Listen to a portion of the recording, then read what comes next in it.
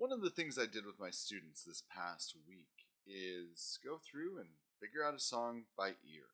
We started with Happy Birthday, but then I moved to how I would figure out another song. And of course, because this is the month of May, the month of Star Wars, we had to do the main theme. And so, what I want to walk through with you is what I did with my students, which is to take a look and figure out how in the world does this theme work. So, the first thing that you're hearing in the Star Wars movies, episode 4, 5, 6, 1, 2, 3, all of them, you hear a B flat major chord.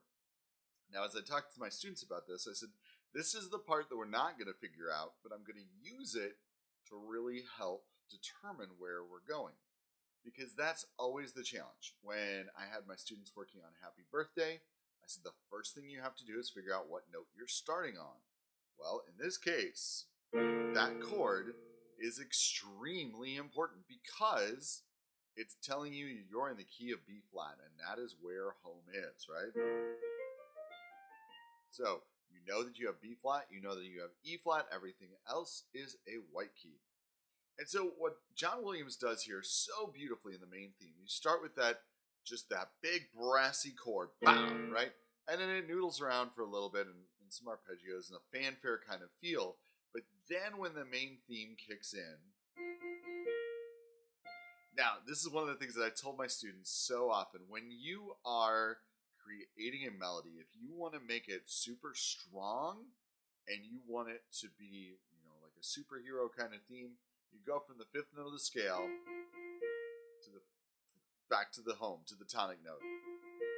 But wait, I went from the fifth note of the scale an octave below to the, right?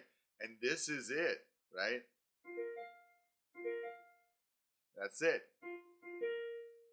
And then you walk down, back up to the tonic, that home note again, an octave higher, down to the fifth note of the scale, do the same thing again. So it's very repetitive, isn't it? So you have that.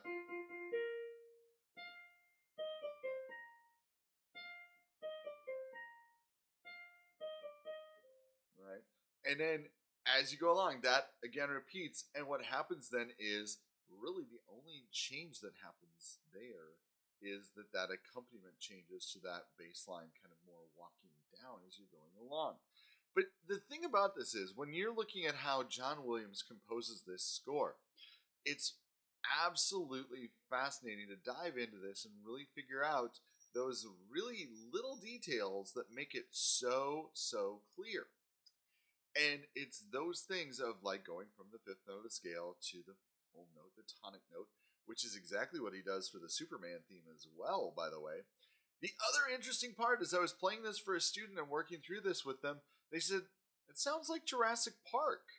I was like, wait, what? And I listened and I'm like, it's also in the key of B flat, which is fascinating. Of course, two completely different themes, musically and melodically very different, but they're both in the same key. And that was very, very astute of my student to pick up on that.